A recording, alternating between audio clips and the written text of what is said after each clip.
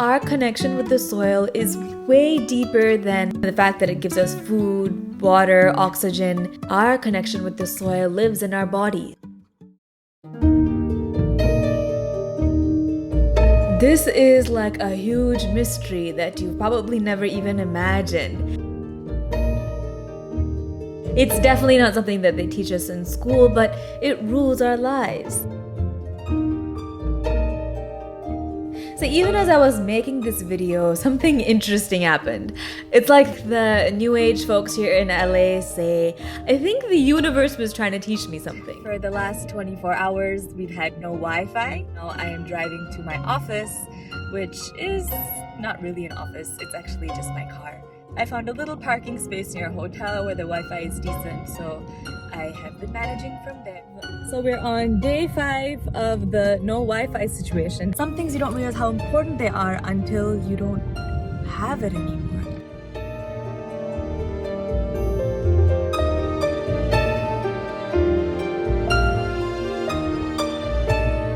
So in my last video, I went on and on about how our bodies are an extension of the soil. And it makes sense, but it leaves one with this jarring question. How can we, people with so much skill, intelligence, diversity, all just be an extension of mud? It's much more real than we really know. Really. Some farmers have written about how they switched to biodynamic farming, where they brought cows and animals to chill out on the farm and poop, and within a few months, the organic material in the soil immediately shot up in a balanced way. Okay, it's not that simplistic. There are ways of putting the manure on the soil, and in India, there's actually a whole recipe of how to prepare cow dung for a farm. And you know how they knew that the soil's vitamin levels were balanced again? A blood test. On first glance, I would need to look really closely to even make out which is a soil report and which is a blood report. What percentage of our body is water?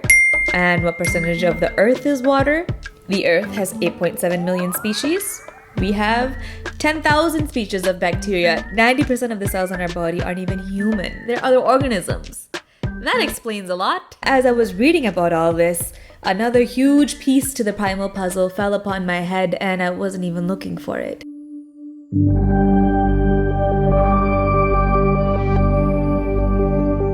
When I was a kid, I used to spend a long time looking up at the night sky at the stars in my front yard. It made me feel sort of bigger than myself, kind of mysterious. It is the center exit. So I really wanted to visit the Griffith Observatory in Los Angeles, and I met a friend there. We decided to spend the afternoon at the planetarium, but little did I know that my questions would find light in this dark space. After 4th grade, this is the second time I've been to a planetarium. What about you? Yeah, elementary school. I am only better. They said that the reason why we love to see the stars is because something in us feels we're coming home. Coming home? Why? Are we aliens? No, maybe. But every atom in our body was actually forged in the center of a star. They say that some stars are giant, long-lived furnaces where heat causes atoms to collide and create new elements. After the Big Bang and after many other of these star explosions, it all sort of came together as our planet became soil. The magic of creation continued, and here we are. We're stardust.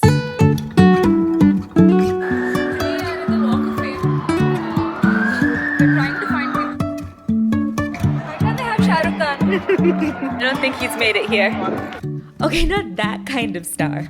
Honestly, I'm so out of touch with these kind of stars that I hardly recognized anyone on this famous Hollywood street.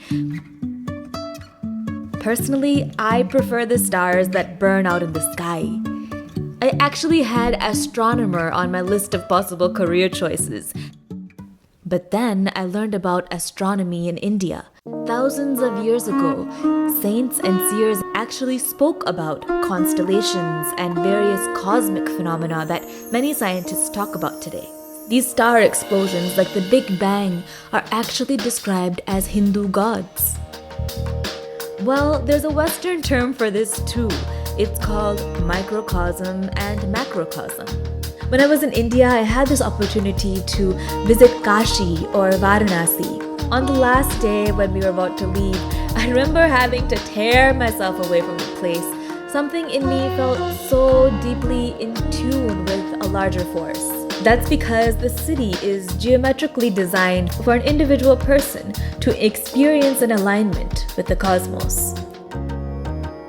Wait, what does all this have to do with soil? See, what I'm realizing is our connection with the soil is way deeper than the fact that it gives us food, water, oxygen. Our connection with the soil lives in our body. If we forget our names, our jobs, our families, our positions in society, if we're just like humans, we're all actually just walking pieces of soil. The simplicity, yet the profundity of that is too beautiful for words. This very body is soil. My body, your body, everybody is just soil body.